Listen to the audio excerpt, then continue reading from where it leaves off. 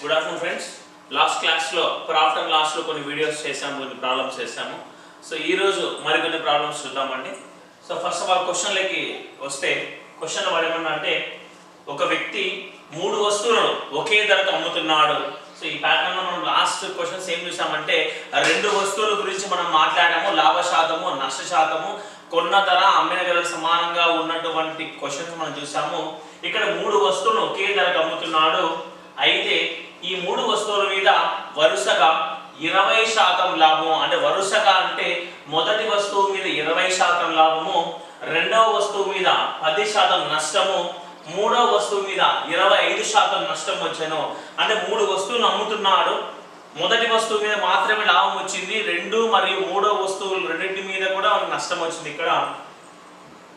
అయితే మొత్తం మీద ఆ వ్యక్తికి 120 రూపాయల నష్టం వచ్చింది. So the original loss value is 120 rupees. అయినా ఆ వస్తువుల అమ్మిన విల ఎంత, then final selling price of the product. Clear? So question like వస్తే మనం యూజ్ చేసేటువంటి ఫ్రాక్షన్ మెథడ్. ఇక్కడ 3 ప్రొడక్ట్స్ ఉన్నాయి కాబట్టి first one, second one and third one. Clear? మొదటి వస్తువును అమ్మిన తర్వాత దానికి వచ్చినటువంటి లాభ శాతం ఎంతమ్మా? 20%. So here the profit is 20%. This 20% value is converted into fraction. That value is 1/5. In this fraction, the denominator denotes cost to price. This is cost to price. This is profit. శాతంలోంచి భిన్నంలోకి మార్చాము. ఈ భిన్నంలోని హారము కొన్న వెలను సూచిస్తుంది, లవము లాభాన్ని సూచిస్తుంది. ఎందుకు ఇక్కడ కొన్న వెలను సూచిస్తుందంటే, లాభమైన నష్టమైన కొన్న వెల మీద డిపెండ్ అయి ఉంటుంది కాబట్టి డినామినేటర్ అంటే హారములో ఉన్నటువంటి విలువ ఎప్పటికీ కొన్న వెలను సూచిస్తుంది, లాభం వచ్చినప్పుడు లేదా నష్టం వచ్చినప్పుడు. ఇక్కడ దీన్ని బేస్ చేసుకొని సెల్లింగ్ ప్రైస్ విలువ ఎంత ఇక్కడ 6 భాగాలు. Clear? Similarly then go to second product. రెండవ వస్తువు మీద వానికి ఎంత నష్టం వచ్చిందంట? 10% నష్టం వచ్చింది. 10% భిన్నంలోకి మారుస్తే 1/10, 10 భాగాలు కొన్న వెల, 1 భాగము నష్టము. అప్పుడు అమ్మిన వెల ఎన్ని భాగాలు ఉంటుందంటే 9 భాగాలు కలిగి ఉంటుంది. క్లియర్? నెక్స్ట్ థర్డ్ ప్రోడక్ట్ తీసుకుంటే, 3వ వస్తువు అమ్మాడు. 3వ వస్తువు మీద కూడా నష్టం వచ్చింది. How much percentage? 25%. This 25% converted into fraction. The value is 1/4. 1/4. This denotes cost to price. This is a loss. According to these two values, to find selling price is how many parts? The selling price is how many parts? అంటే 4 భాగాల విలువైనటువంటి వస్తువును 1 భాగం నష్టంతో అమ్ముతున్నాడు. అప్పుడు అమ్మిన వెల ఎన్ని భాగాలు కలిగి ఉంటుందంటే 3 భాగాలు కలిగి ఉంటుంది. క్లియర్? ఇప్పుడు వాడు అమ్మినటువంటి వస్తువు మీద లాభము, నష్టం ఇక్కడ తీసుకున్నాము. ఇక్కడ మనము క్వశ్చన్ లో ఫాస్ట్ గా చేస్తూ ఉంటాము. అప్పుడు లాస్ట్ ను ఐడెంటిఫై చేయడం కోసం ఇక్కడ మైనస్ కొంతమంది ఇండికేట్ చేసుకుంటూ ఉంటారు. That's your choice. క్లియర్? మనం ఐడెంటిఫై చేస్తామంటే ఇక్కడ మైనస్ మనకు అవసరం లేదు. ఇది మ్యాథమెటికల్ ఆపరేషన్ కాదు. మైనస్ అంటే నష్టం వచ్చింది అని మాత్రం మీనింగ్ ఇక్కడ. సో నెక్స్ట్ ఏమన్నా అంటే, అయితే మొత్తం మీద ఆ వ్యక్తికి 120 రూపాయల నష్టం వచ్చింది. వాని విలువల ఆధారంగా వానికి వచ్చినటువంటి నష్టం విలువ 120 రూపాయలు. But according to our values మనకి ఎంత నష్టం వచ్చిందని చెక్ చేసుకున్నాము. ఇక్కడ చెక్ చేసుకుంటేమా ఫస్ట్ సెంటెన్స్ లో పడేమంటే, ఆ 3 వస్తువులను ఒకే ధరకు అమ్మాను అన్నాడు. అంటే ఒకే ధరకు అమ్మిన తర్వాతనే ఆ వ్యక్తికి 120 రూపాయలు నష్టం వచ్చింది. ఇప్పుడు మన దగ్గర ఉన్నటువంటి విలువలలో అమ్మిన విలువలు సమానంగా ఉన్నాయా లేవా చెక్ చేసుకుందాము. ఇక్కడ 3 భాగాలు 9, 6. క్లియర్? అంటే 3 విలువలు ఉన్నాయి. ఇక్కడ సమానంగా ఉన్నాయండి? లేవు. మనం ఏం చేసుకోవాలి? ఈక్వల్ చేసుకోవాలి. ఇలా 3 విలువలు ఉన్నప్పుడు ఈక్వల్ ఎలా చేయాలి? 2 ఉంటే ఆ విలువను ఇక్కడ మల్టిప్లికేషన్ చేసి, ఇక్కడ ఉన్నటువంటి వాల్యూ అక్కడ మల్టిప్లికేషన్ చేసి వాల్యూస్ ఈక్వల్ చేసుకుంటూ ఉంటాం. బట్ ఇక్కడ 3 వాల్యూస్ ఉన్నాయి. అప్పుడు ఏం చేస్తామంటే the LCM of 3, 9 and 6. Clear? అప్పుడు ఎల్సిఎం వాల్యూ ఏమవుతుందంటే 18. అప్పుడు ఈ వాల్యూస్ అన్ని కూడా 3 into 2 into 6. క్లియర్? ఇలా చేసిన తర్వాత ఇప్పుడు అమ్మిన విలువలు సమానం అయిపోయాయి. మల్టిప్లికేషన్ అన్ని వాల్యూస్ చేద్దాం. మన క్వశ్చన్ కు ఏది అవసరమో వాటిని మాత్రమే మనం క్యాలిక్యులేట్ చేస్తే సరిపోతుంది. ఇక్కడ నష్టము లాభం మీద క్వశ్చన్ ఉంది కాబట్టి మొదటి వస్తువు మీద వచ్చినటువంటి లాభము 3 భాగాలు, లాభం 3 భాగాలు, నీకు 3 into 1 3 parts. రెండవ వస్తువు మీద వచ్చిన నష్టం 2 into 1 2 భాగాలు నష్టం ఇక్కడ వచ్చింది. క్లియర్. Next 6 into -1 -6. క్లియర్. అంటే మొత్తం మీద ఇక్కడ వానికి 8 భాగాలు నష్టం వచ్చింది, 3 భాగాలు లాభం వచ్చింది. ఈ 3 వస్తువుల మీద వాడు చెక్ చేసుకుంటే -8 + 3 -5. క్లియర్. ఇక్కడ -5 అంటే మీనింగ్ ఏంటంటే నష్టం వచ్చింది. మనకు వచ్చిన నష్టం ఎన్ని భాగాలు? ఇక్కడ 5 భాగాలు. సో ఈ 5 భాగాల విలువ 120 రూపాయలు. ఓకేనా అండి? అయితే ఏం అనుకోమంటున్నాడు వాడు? అమ్మిన విల ఎంత? The selling price of the products, the selling price of these 3 products are same. So how many parts? 18 parts. Clear. 5 parts go 120 rupees అయితే 18 పార్ట్స్ ఎంత? క్రాస్ మల్టిప్లికేషన్ చేయండి. 5 ones 520 4. సో 18 into 24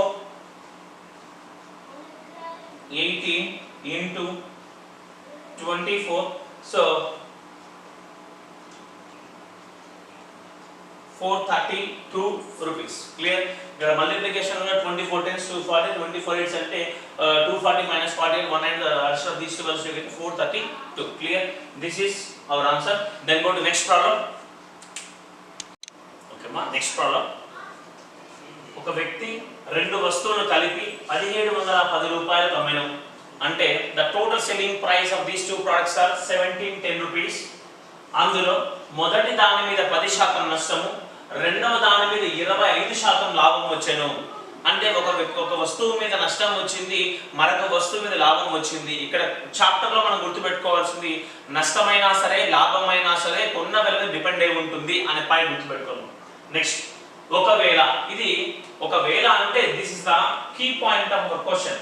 ఒకవేళ మొదటి వస్తువు కొన్న వెల మరియు రెండవ వస్తువు అమ్మిన వెలకు సమానము అంటే the cost price of first product and the selling price of second product is equal.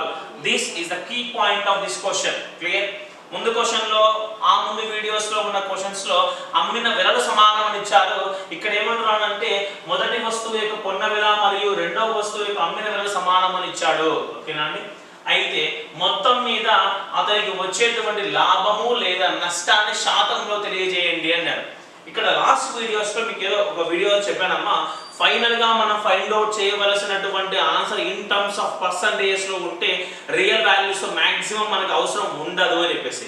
In this question the real value is 1710 rupees. చూద్దాం ఈ క్వశ్చన్ లో ఈ 1710 రూపాయలు అనేటువంటి మనం ఉపయోగించుద్దాం ఒకసారి. జస్ట్ ఒక సెకండ్ మా. ఇక్కడ ఫ్రాక్షన్ మెథడ్ కాకుండా జనరల్ మెథడ్ లో వీటిని సాల్వ్ చేయాలంటే కొంచెం టైం పడుతుంది. బట్ ఫ్రాక్షన్ మెథడ్ లో మనం సాల్వ్ చేస్తే ఈజీగా ఆన్సర్ వచ్చేస్తుంది. చూద్దాం ఒకసారి. క్లియర్. 2 వస్తువులు ఇచ్చాడు కాబట్టి ఫస్ట్ ప్రోడక్ట్ సెకండ్ ప్రోడక్ట్, మొదటి వస్తువు మరియు రెండవ వస్తువు. మొదటి వస్తువును అమ్మడం ద్వారా వానికి నష్టం వచ్చిందా లాభం వచ్చిందా? నష్టం వచ్చింది. ఎంత శాతం నష్టం వచ్చింది? 10% వచ్చింది. 10% అంటే 1/10. ఇది కొన్న వెల, ఇది నష్టము. అప్పుడు అమ్మిన వెల 9 భాగాలు కలిగి ఉంటుంది. క్లియర్. Next second product. రెండవ వస్తువును అమ్మడం వలన వానికి వచ్చినటువంటి లాభ శాతం విలువ ఎంతమ్మా? 25%. ఈ 25% మనం భిన్నంలోకి మారుస్తే 1/4 లాభం అంటున్నాడు. లాభమైనా నష్టమైనా కొన్న వెల మీద మాత్రమే ఆధారపడి ఉంటుంది కాబట్టి మనకు డినామినేటర్ లో ఉన్నటువంటి విలువ కొన్న వెలను సూచిస్తుంది. ఇప్పుడు 4 భాగాలు విలువైనటువంటి వస్తువును ఒక భాగం లాభంతో అమ్మడం వలన మనకు వచ్చి అమ్మిన వెల ఎంత అంటే 5 భాగాలు. క్లియర్. ఇప్పుడు క్వశ్చన్ లో ఉన్నటువంటి కీ పాయింట్ చూస్తే ఒకవేళ మొదటి వస్తువు కొన్న వెల, ఇది మొదటి వస్తువులో దీని కొన్న వెల ఎన్ని భాగాలు? ఇక్కడ 10 భాగాలు. మొదటి వస్తువు యొక్క కొన్న వెల మరియు రెండవ వస్తువు యొక్క అమ్మిన వెల సమానము. రెండవ వస్తువు యొక్క అమ్మిన వెల ఎంత? 5 భాగాలు. So according to the key point of this question, the cost price of first product and the selling price of second product are same, but in our values is they equal? సమానంగా లేవు కాబట్టి మనం చేయాల్సిన duty ఏంటి? ఈ రెండింటిని సమానం చేసుకోవాలి. ఇక్కడ 10 ఉంది, ఇక్కడ 5 ఉంది, అంటే 5 భాగాలు ఉన్నటువంటి విలువని తీసుకొచ్చి 10 భాగాలు చేసుకోవాలమ్మా. క్లియర్? ఎలా ఏదైనా చేసుకోండి, మొత్తం ఇది రెండు విలువలు సమానంగా ఉండాలి. అలా సమానంగా ఉండాలంటే ఈ ఒక్కదాన్ని 2తో మల్టిప్లికేషన్ చేసుకుంటా. ఎప్పుడైతే ఇక్కడ 2తో నేను మల్టిప్లికేషన్ చేస్తానో అప్పుడు రెండవ వస్తువు యొక్క అమ్మిన వెల మరియు మొదటి వస్తువు యొక్క కొన్న వెల సమానం అయిపోతాయి. క్లియర్? ఇప్పుడు క్వశ్చన్ వాడు ఏమడుగుతున్నాడు, అయితే మొత్తం మీద అతనికి వచ్చేటువంటి లాభము లేదా నష్టాన్ని శాతంలో తెలియజేయండి అన్నాడు. మొదటి వస్తువు అమ్మడం ద్వారా నష్టం వచ్చింది, ఎన్ని భాగాల నష్టం? ఇక్కడ 1 భాగం నష్టం. క్లియర్? ఇప్పుడు రెండవ వస్తువు కాడికి వస్తాం. రెండవ వస్తువులో మనకు లాభం ఎన్ని భాగాలు లాభం వచ్చింది? ఇక్కడ యాక్చువల్గా 1 భాగం మనకు, కానీ సమానం చేసుకున్న తర్వాత 2తో మనం మల్టిప్లికేషన్ చేయాలి కాబట్టి 2 × 1 2 parts. ఇక్కడ వచ్చినటువంటి లాభము 2, నష్టము 1. మొత్తం మీద తీసుకుంటే ఎంత నష్టం వచ్చింది అంటే 2 భాగాల లాభము 1 భాగం నష్టం వచ్చింది. ఓవరాల్ గా క్యాలిక్యులేట్ చేస్తే 1 భాగం నష్టం వచ్చింది. So the overall profit percentage is 1. 2 - 1 1 1 భాగం లాభం వచ్చింది. ఇక్కడ ఈ లాభం అనేటువంటి దాన్ని శాతంలో తెలియజేయండి అన్నాడు. నీకు 1 భాగం లాభం వచ్చింది ఎలా తెలుసు అంటే కొన్న వెల మీద ఆధారపడుతుంది. లాభమైనా నష్టమైనా కొన్న వెల మీద ఆధారపడి ఉంటుంది.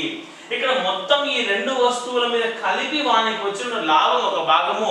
ఇప్పుడు 2 వస్తువుల కొన్న వెల కలిపితే ఎన్ని భాగాలు ఉంటుంది చూద్దాం ఒకసారి. ఇక్కడ 10 parts యాజ్ ఇట్ అలానే ఉంది. ఇప్పుడు రెండో ప్రోడక్ట్ యొక్క కొన్న వెల 2 × 4 8. 10 + 8 ఎంతమ్మా? 18. లాభము 1 భాగం, కొన్న వెల 18 భాగాలు. దీని శాతంలో కనుక్కోని చెప్పారు. సో × 100. క్లియర్? భిన్నాన్ని శాతంలోకి మార్చండి అని చెప్పి పర్సంటేజ్ లో ఫస్ట్ వీడియోస్ లో మీకు చెప్పాను.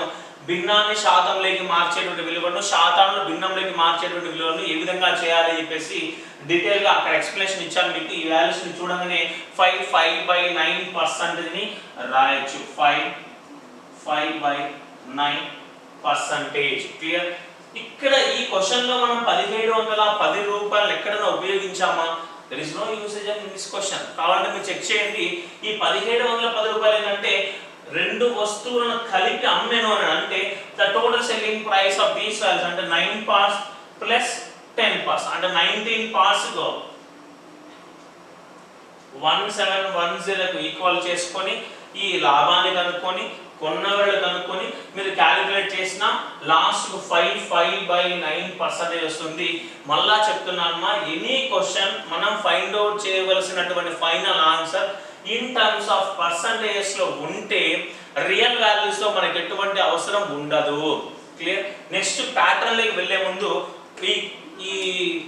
ఈ రోజు మీకు క్వశ్చన్ హోంవర్క్ గా ఇస్తున్నానంటే క్వశ్చన్ ఏం క్వశ్చన్ అంటే ఫ్రాడ్ చేసేటటువంటిది. అంటే మనం అమ్మినప్పుడు కొన్నప్పుడు ఏ విధంగా ఒక వ్యాపారి మోసం చేస్తున్నాడు అనేటువంటి దాంట్లో ఎస్ఐ మెయిన్స్ లెవెల్లో వచ్చే క్వశ్చన్ ఏ విధంగా ఉంటుంది అనేటువంటి క్వశ్చన్ రోజు మీకు హోంవర్క్ గా ఇస్తున్నాను.